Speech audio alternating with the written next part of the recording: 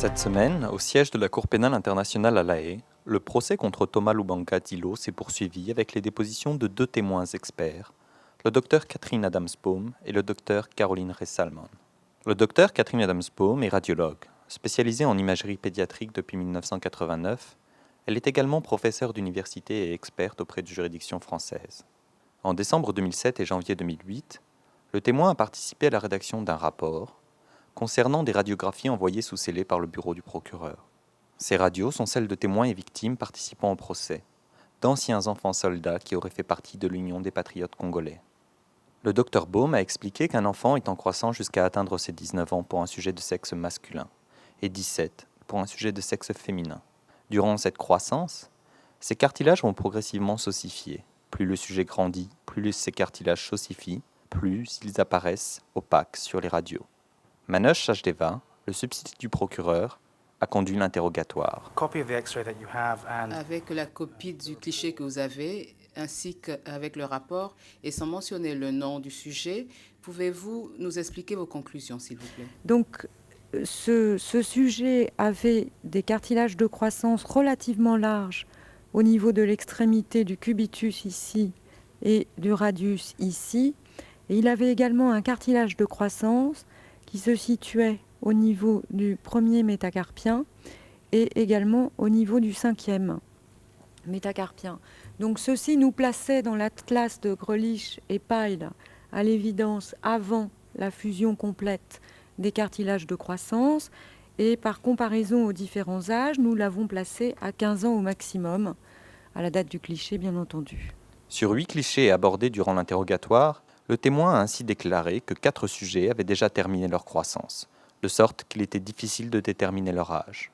D'autres étaient âgés de 15 ou 16 ans maximum. Les représentants légaux des victimes, maître Jean Moulamba et maître Sarah Pellet, ont obtenu la permission de la Chambre de poser quelques questions aux témoins. Ce matin, Madame le professeur, vous nous avez indiqué que selon vous, ce sont les facteurs socio-économiques plutôt que l'origine géographique qui ont une influence sur la détermination de l'âge. Existe-t-il d'autres facteurs en dehors de cela?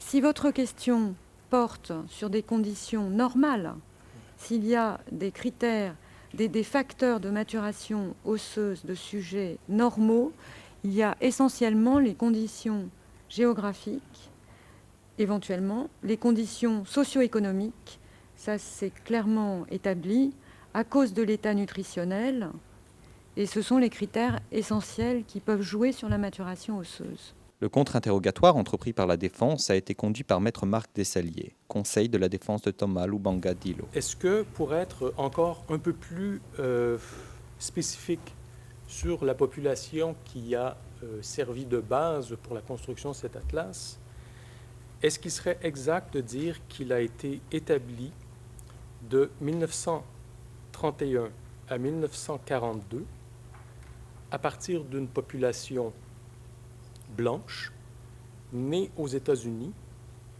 d'origine européenne et de milieu familial aisé? Est-ce que cela vous semble exact? L'atlas de Grelich et Pyle a été conçu dans les années que vous avez citées sur une population blanche de conditions socio-économiques dites habituelles. C'est ce que vous dites est tout à fait exact. Cette méthode étant une méthode que vous avez qualifiée dans votre rapport de qualitative, est-ce qu'on peut déduire que pour une évaluation correcte, meilleure est la qualité du cliché, plus précise ou plus exacte risque d'être l'évaluation? Est-ce qu'il y a une incidence entre la qualité du cliché et le résultat que l'on peut obtenir? Je crois dans le cas présent, en mon âme et conscience, que compte tenu des précautions de lecture qu'on a prises à la lampe forte, et compte tenu du fait que les sujets étaient de toute façon tous au-delà de 14 ans, je ne pense pas qu'on aurait pu avoir une précision supplémentaire, notable. Voilà ce que je peux vous répondre. Compte tenu de l'imprécision inhérente à l'évaluation elle-même de l'âge osseux en tant que méthode. La procureure adjointe Madame Fatou Bensouda a procédé à l'audition du second témoin, le docteur Caroline Ressalmon, l'experte ayant produit le rapport précité en collaboration avec le docteur Catherine Adams-Baum. Le témoin est spécialiste en médecine légiste et en pédiatrie. Chef de service dans 2 hôpitaux parisiens, elle est aussi experte auprès de juridictions françaises et a publié à l'instar de sa collègue de nombreux articles scientifiques. Elle a procédé à l'examen dentaire des sujets.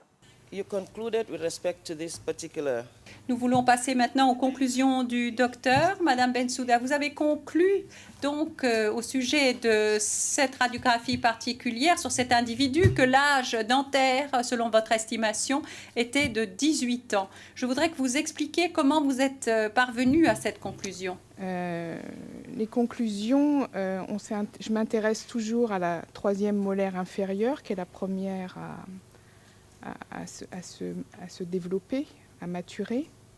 Et on voyait bien sur cette radio que l'édification des racines était bien avancée, la minéralisation de la couronne était complète, mais on ne voyait pas très bien l'extrémité distale des racines en raison de la qualité du cliché.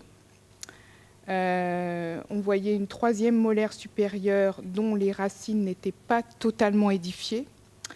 Et compte tenu des éléments qui étaient apportés par la radiographie osseuse également, nous avons pu conclure que l'âge dentaire était celui d'un sujet majeur. Les représentants légaux des victimes, maîtres Jean Moulamba et Sarah Pelé, ont ensuite questionné le témoin. Vous avez indiqué tout à l'heure que, pour des questions éthiques, le doute profitait à la minorité. Dans le cadre de cette question éthique, je voudrais savoir si, dans l'ordre de mission qui vous a été communiqué par le docteur Baccar, vous bénéficiez d'éléments qui vous permettaient de mettre en œuvre ce doute ou de l'appliquer au cas d'espèce. Et dans ce cas-là, c'est au juge d'apprécier et de prendre une décision par rapport à notre expertise. L'expertise médicale, ce n'est pas une science exacte, en la matière particulièrement. Et donc, nous donnons un avis technique, mais c'est à la justice de prendre ses responsabilités par rapport à l'examen qui nous est demandé. Ce n'est pas nous qui sommes juges. Le contre-interrogatoire entrepris par la défense a été conduit par maître Marc Dessalier, conseil de la défense de Thomas Lubanga Dilo. Cet énoncé fait référence au caractère hétérogène des personnes.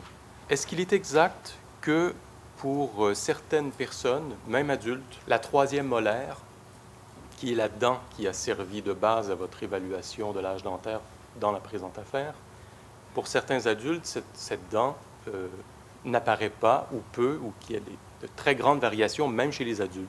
C'est la dent qui a le plus haut degré de variabilité. Elle peut être absente.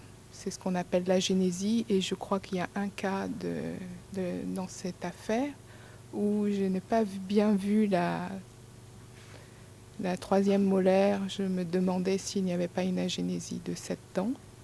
Elle peut être absente, elle peut avoir été extraite. Donc c'est exact qu'il y a un haut degré de variabilité pour cette dent, et c'est la raison pour laquelle, à partir de 15 ans jusqu'à 20 ans, c'est délicat de déterminer l'âge seulement sur les dents. Le procès se poursuivra la semaine prochaine avec la suite de la déposition du témoin numéro 55 cité par le bureau du procureur.